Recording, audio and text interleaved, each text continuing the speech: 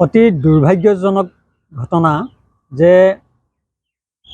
সকলোৰে জ্ঞাত মৰাণ ৰাজচক্ৰ বিষয়াৰ কাৰ্যালয়ত বিগত বহু বছৰ ধৰি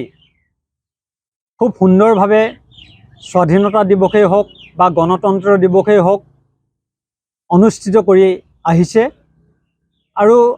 এইবাৰ আচলতে আজিৰ দিনটোত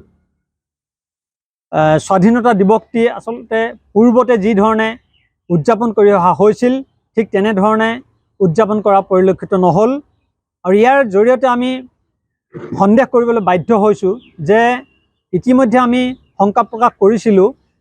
মৰাণ ৰাজচক্ৰ বিষয়াৰ কাৰ্যালয় মৰাণ আৰক্ষী থানা এই দুয়োটা চৰকাৰী কাৰ্যালয় মৰাণৰ পৰা স্থানান্তৰ কৰা হ'ব বুলি আমি এই সম্পৰ্কত বিগত সময়সমূহত বিভিন্ন ধৰণৰ কাৰ্যসূচীও গ্ৰহণ কৰিছিলোঁ বা সংবাদ মেল আয়োজন কৰি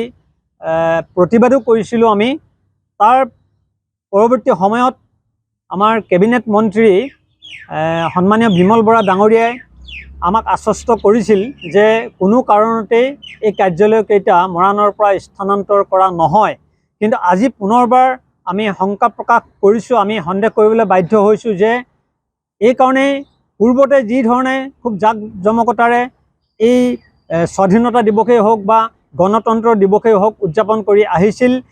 আজিৰ দিনটোত অঞ্চলটোৰ বিভিন্ন ক্ষেত্ৰত বিশেষভাৱে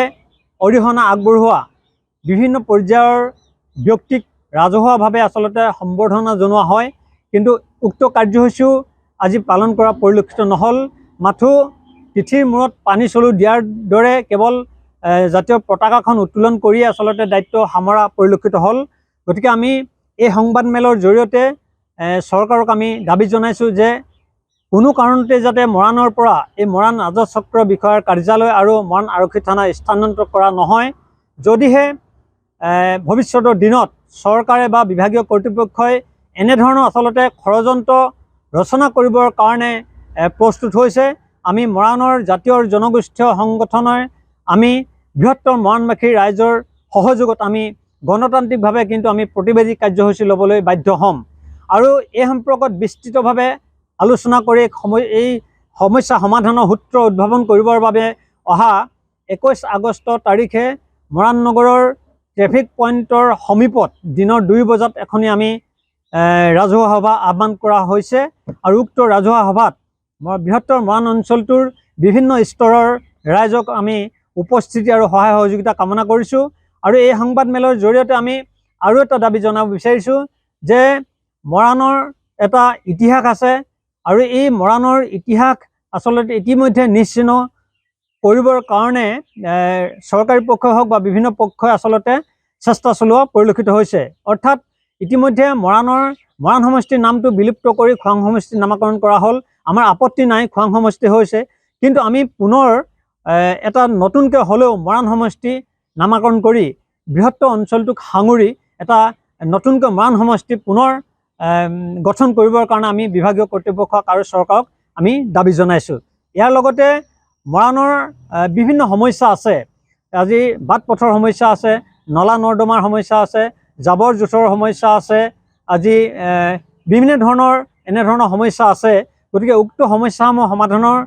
ক্ষেত্ৰতো আমি জাতীয় জনগোষ্ঠীয় সংগ্ৰাম সমিতিয়ে বিভিন্ন ধৰণৰ কাৰ্যসূচী ৰূপায়ণ কৰি আহিছোঁ আৰু আগন্তুক 21 তাৰিখৰ উক্ত সভাতে আমি এই সমস্যাসমূহ কেনেকৈ আচলতে নিৰাময় কৰিব পাৰোঁ এই সম্পৰ্কত এক সুস্থিৰ সিদ্ধান্ত ল'বৰ কাৰণে সভাখন আহ্বান কৰা হৈছে আজি আমি মৰাণৰ জাতীয় জনগোষ্ঠীয় সংগ্ৰাম সমিতি আপোনালোকক মাতি এখন আমি প্ৰেছ মিট আয়োজন কৰিছোঁ আৰু এই প্ৰেছ মিটত আপোনালোকে আহি আমাক সহযোগিতা কৰাৰ বাবে আমি আন্তৰিক ধন্যবাদ জ্ঞাপন কৰিছোঁ আমাৰ মাজত উপস্থিত আছে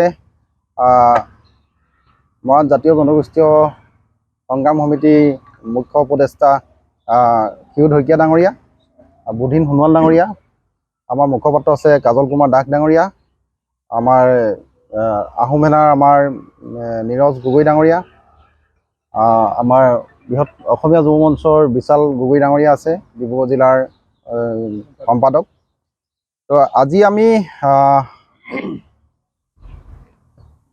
সংবাদমেলখন আমি আয়োজন কৰিছিলোঁ এইটো কাৰণে যে মৰাণৰ যি আমাৰ চাৰ্কুল অফিচ, যি আমাৰ ৰাজচক্ৰ বিষয়া কাৰ্যালয়, এই ৰাজচক্ৰ বিষয়া কাৰ্যালয়ত আচলতে আমি বিগত সময়ত দেখি আহিছিলোঁ যে খুব সুন্দৰকৈ স্বাধীনতা দিৱস উদযাপন কৰে। আৰু এই স্বাধীনতা দিৱসত মৰাণৰ প্ৰত্যেকটো শ্ৰেণীৰ মানুহ তাত আহি সমবেত হয়হি আৰু স্বাধীনতা দিৱসটো খুব সুন্দৰকৈ উদযাপন কৰে। কিন্তু আজি আমি দেখিলোঁ যে আচলতে আমাৰ এই মৰাণ ৰাজচক্ৰৰ কাৰ্যালয়ত আচলতে স্বাধীনতা দিৱসৰ কোনো ধৰণৰ তেনেকুৱা ধৰণৰ আমি কাৰ্যসূচী দেখিবলৈ নাপালোঁ। গতিকে আমি এইটোত অতি চিন্তনীয় হৈছোঁ যে মৰাণ বা কিবা কাৰণত আমাৰ যিটো ৰাজচক্ৰ বিষয়াৰ কাৰ্যালয় আছে, এই কাৰ্যালয়টো ইয়াৰ পৰা স্থানান্তৰ কৰা হ'ব নেকি, এই কথাটোক লৈ আমি শংকিত হৈছোঁ। গতিকে এই গোটেই বিষয়খিনিক লৈ আচলতে আমি সকলোৱে শংকিত হোৱাৰ বাবে আমি একত্ৰিত হৈছোঁ আৰু ৰাইজক এই কথাখিনি আমি অৱগত কৰিব বিচাৰিছোঁ যে আচলতে মৰাণখনক আচলতে এটা এৰাসুতিলৈ পৰিণত কৰিব বিচাৰিছে নেকি এই চৰকাৰখনে। গতিকে এই কথাখিনি আমি সকলোৱে হৃদয়ংগম কৰা প্ৰয়োজন আছে বুলি আমি অনুভৱ কৰিছোঁ। গতিকে এই গোটেই কথাখিনিক লৈ আজি আমি আমাৰ এই সংবাদমেলখন আমি আয়োজন কৰিছিলোঁ। গতিকে ইয়াৰ পিছতে আমাৰ জাতীয় জনগোষ্ঠীয় সংগঠনৰ মুখ্য উপদেষ্টা আছে ক্ষীৰোদ শইকীয়া ডাঙৰীয়া, তেখেতে গোটেই কথাখিনি বিস্তৃতভাৱে আপোনালোকৰ আগত অৱগত কৰিব। যিকোনো খবৰৰ বাবে যোগাযোগ কৰক 7099017330 লগতে 7099017110 নম্বৰত।